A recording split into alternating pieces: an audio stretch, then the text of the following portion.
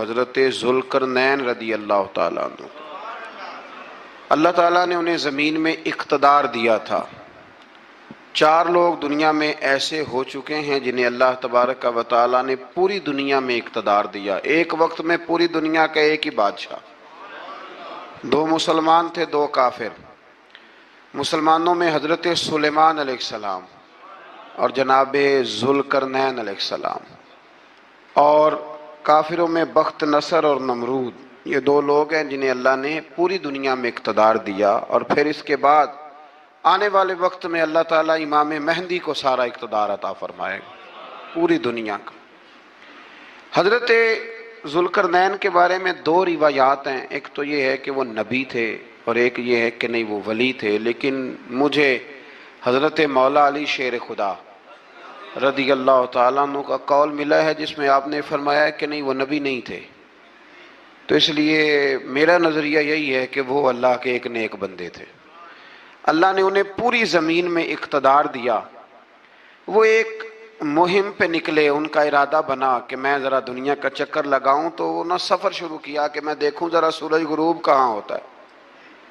تو فرماتے میں پہنچا، بڑا گیا، لیکن میں اس مقام تک پہنچ گیا جہاں سورج غروب ہوتا ہے، تو پھر میں نے دیکھا کہ ایک سیاہ کنواں ہے جس کے اندر جا کے وہ چھپ گیا ہے، لیکن رب کریم کی اس حقیقت تک میں پہنچ سکا نہیں۔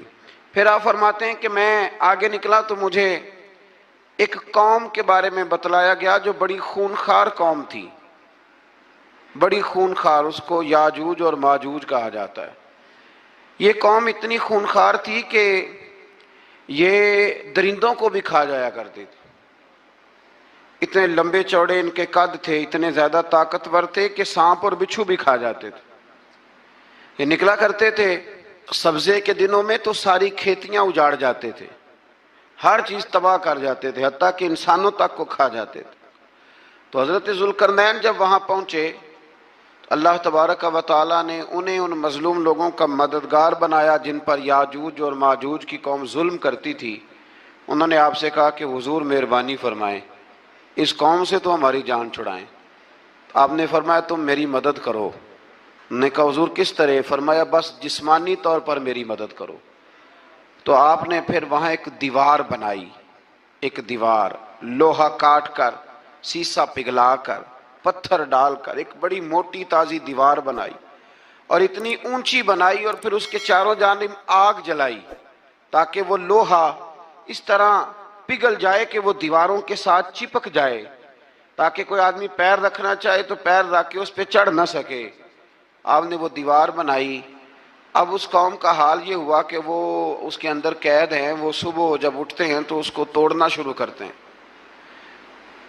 توڑتے رہتے ہیں، تو جب شام ہوتی ہے تو ان میں سے ہر روز ایک شخص کہتا ہے اتنی رہنے دو، باقی کل کریں گے۔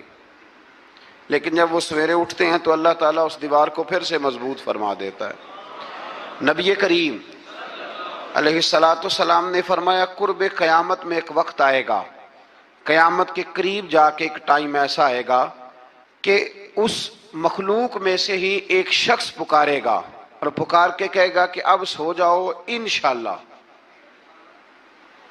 اللہ ان کی زبان پہ جاری کہے گا اب سو جاؤ اور سویرے انشاءاللہ یہیں سے شروع کریں گے۔ تو فرمایا وہ چونکہ انشاءاللہ کہیں گے تو پھر اللہ تبارک و تعالی اگلے دن اس دیوار کو وہیں پہ رکھے گا جہاں رات کو انہوں نے اسے چھوڑا تھا۔ اگلے دن وہ توڑیں گے تو دیوار ساری ٹوٹ جائے گی، اور پھر اللہ تبارک و تعالیٰ کا فضل ہوگا تو مسلمان کی طرف وہ بڑھیں گے، وہ قتل و غارت کریں گے، پھر سے وہی درندگی کریں گے، تو پھر حضرت عیسیٰ علیہ السلام ان کے لیے دعا کریں گے۔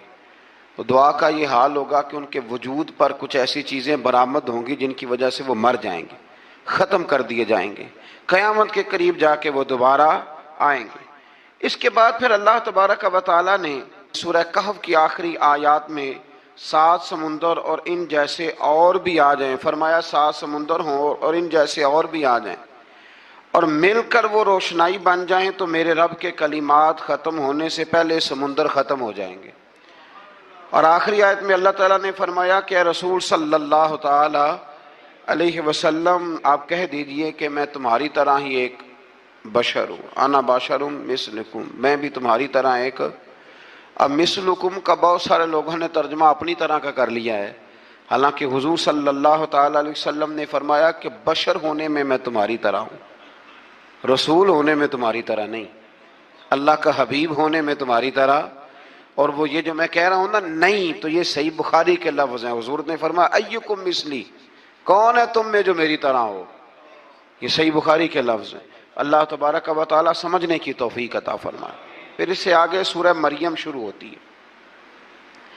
اس صورت میں اللہ تبارک و تعالیٰ نے حضرت زکریا علیہ السلام کا ذکر فرمایا ہے کہ وہ لا ولد تھے اور بڑھاپے کی عمر کو پہنچ چکے تھے.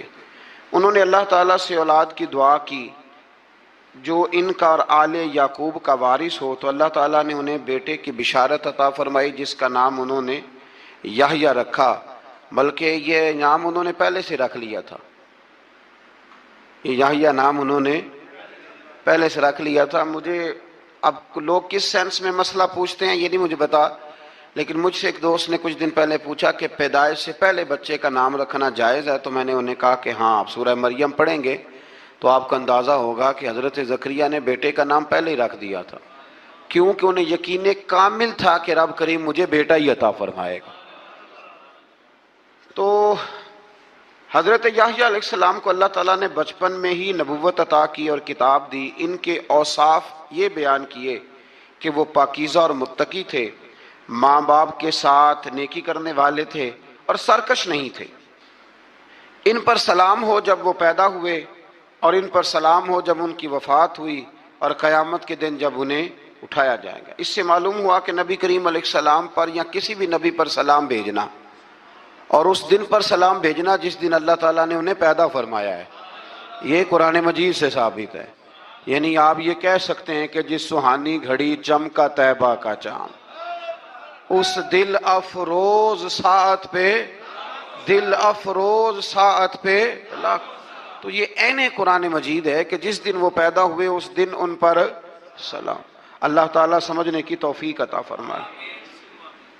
پھر اس سے آگے چل کر حضرت مریم سلام اللہ علیہا کا ذکر ہے کہ ان کے پاس فرشتہ آیا. ہم تیسرے پارے میں بھی ان کا ذکر پڑھ آئے. پھر ایک آدھ اور جگہ پہ بھی اشارتاً کنایتاً ان کا تذکر آیا کہ ان کے پاس فرشتہ انسانی شکل میں آیا، اور فرشتے نے آ کے کہا کہ میں آپ کو بیٹے کی بشارت دینے آیا ہوں. کہنے لگی میرے پاس کیسے بیٹا آئے گا، مجھے تو کسی مرد نے چھوا ہی نہیں. تو فرمایا رب ایسے ہی کرتا ہے جب وہ کسی کام کا ارادہ فرما لیتا ہے. تو حضرت مریم کے ہاں اللہ تبارک و تعالیٰ نے حضرت عیسیٰ علیہ السلام کی ولادت فرمائی. حضرت عیسیٰ بغیر باپ کے پیدا ہوئے، اور حضرت آدم علیہ السلام غیر ماں باپ کے پیدا ہوئے. تو یہ اللہ کی قدرت کی نشانی ہے. اب حضرت عیسیٰ علیہ السلام کی جب ولادت ہوئی تو یہ آپ کا معجزہ اور حضرت مریم کی کرامت سامنے آئی کہ آپ ایک خشک کھجور کے نیچے بیٹھی تو اللہ تعالیٰ نے اسے سرسبز و شاداب کر دیا، اور آپ اس کو ہلاتی تھی تو وہ کھجوریں گرتی تھی. بڑی پریشان تھی آپ کے قوم کے سامنے کیا منہ لے کے جاؤں گی، لوگ کیا کہیں گے. لوگوں کے لیے الزام لگانا، پروپیگنڈا کرنا بڑا ہی آسان کام ہے. دو ہی تو کام دنیا میں آسان ہے، ایک بدگمانی کرنا اور ایک غیبت کرنا. اور اتنا مزیدار کام ہے کہ آپ ساری دیہڑی کرائیں. کوئی بندہ تھکنے کو تیار، معاذ اللہ ثم معاذ اللہ، سارا دن. اور اگر آپ کہیں کہ اللہ کا ذکر کرو، تسبیح لے لو، صرف 500 دفعہ درود شریف پڑھ لو، تو پھر کیا بنے گا؟ کام یاد آ جائے گا. بہت سارے لوگوں نکل لیں گے. کبھی کبھی کچھ چیزیں بڑی یاد رہ جاتی ہیں. ایک شاعر نے ایک شعر کہا تھا، میری تھوڑی سی شعری ذوق ہے تو مجھے دلچسپی ہے، رہ جاتی ہیں کچھ باتیں ذہن میں. ایک دفعہ ہمارے ایک دوست کے بارے میں کچھ پراپوگنڈا ہونے لگا تو میں نے انہیں ایک شعر لکھ کے بھیجا. مجھے یاد تھا، میں نے ایک شعر لکھا. کسی شاعر نے کہا تھا کہ مخلوق تو فنکار ہے اس درجہ کے پل بھر میں، سنگے در کعبہ سے بھی اصنام تراشے. کعبے کے اندر سے مٹی لے کے لوگ بت بنا لیتے ہیں اور اللہ کا شریک بناتے ہیں. تو کہنے لگا شاعر کہ مخلوق تو فنکار ہے اس درجہ کے پل بھر میں، سنگے در کعبہ سے بھی اصنام تراشے. تم کون ہو کیا چیز ہے داغ کبابی، لوگوں نے تو مریم پہ بھی الزام تراشے. لوگ تو منٹ لگاتے ہیں، وہ جو رہی مسجد میں، پلی مسجد میں، لوگوں نے الزام لگانے کا وقت آیا تو الزام لگا دیا. سیدہ عائشہ صدیقہ پہ لگا دیا. صدیق کی بیٹی اور صدیقہ. آپ سوچ سکتے ہیں کہ لوگ کہاں تک جاتے ہیں اور باتیں کہاں تک پہنچتی ہیں. تو یہ میرے رب کریم کا فضل اور کرم ہے کہ جناب مریم کی برات کا اعلان بھی قرآن نے کیا اور حضرت عائشہ صدیقہ کی برات کا اعلان بھی قرآن پاک نے فرمایا. یہ بھی قرآن مجید نے فرمایا ہے. اور کل پرسوں بھی بات ہو رہی تھی حضرت یوسف علیہ السلام کی. تو الزام تو لگتے رہتے ہیں. تو میں نے اس دن بھی سوال کیا تھا, پھر دہراتا ہوں کہ غلطی کیا تھی حضرت یوسف کی. کبھی کنواں اندھیرا, کبھی بھائیوں کے تھپڑ, کبھی مصر کا بازار. اور ذرا سوچو تو صحیح, جب بولیاں لگتی ہیں انسان کی تو کیا حال ہوتا ہے. اور پھر ذرا یہ بھی تو دیکھو نا کہ جب زلیخا نے الزام لگایا تو پھر کیا حال ہے. اور پھر 12 سال کی جیل. پر رب فرماتے ہیں شانیں میں نے یوسف کو ہی عطا فرمائی ہیں. تو حضرت مریم سلام اللہ علیہا جب وہ بیٹا لے کے گئی ان کے پاس تو انہوں نے کہا یہ کہاں سے آ گیا. تو آپ فرمانے لگی میں نے تو چپ کر روزہ رکھا ہوا ہے, اسی سے پوچھ لو یہ کہاں سے آیا ہے.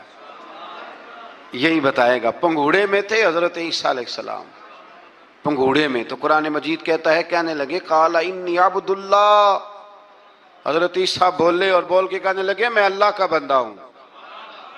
اور آتانی الکتاب, خالی نہیں آیا, کتاب ساتھ لے کے آیا ہوں. وجعلنی نبیا, اور اس نے مجھے نبی بنا کے بھیجا ہے. تو حضرت عیسیٰ علیہ السلام پنگوڑے میں ہیں تو کلام فرما رہے ہیں,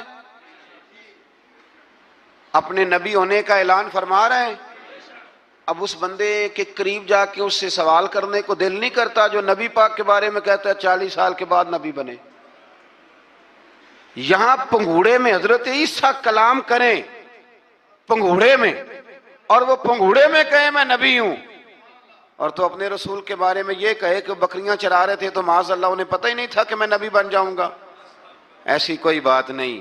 اعلیٰ حضرت فرماتے ہیں اللہ اللہ وہ بچپنے کی پھبن, یعنی بچپن میں بھی رنگ ڈھنگ نرالے تھے میرے رسول کے. اللہ اللہ وہ بچپنے کی پھبن, اس خدا بھاتی صورت پہ لاکھوں سلام, اس خدا بھاتی صورت پہ. اور مرحوم اعظم چشتی نے بھی ایک جملہ بڑا خوبصورت کہا, اس نے کہا تیری حیات پاک کا ہر لمحہ پیغمبر لگے, تیری حیات پاک کا ہر لمحہ پیغمبر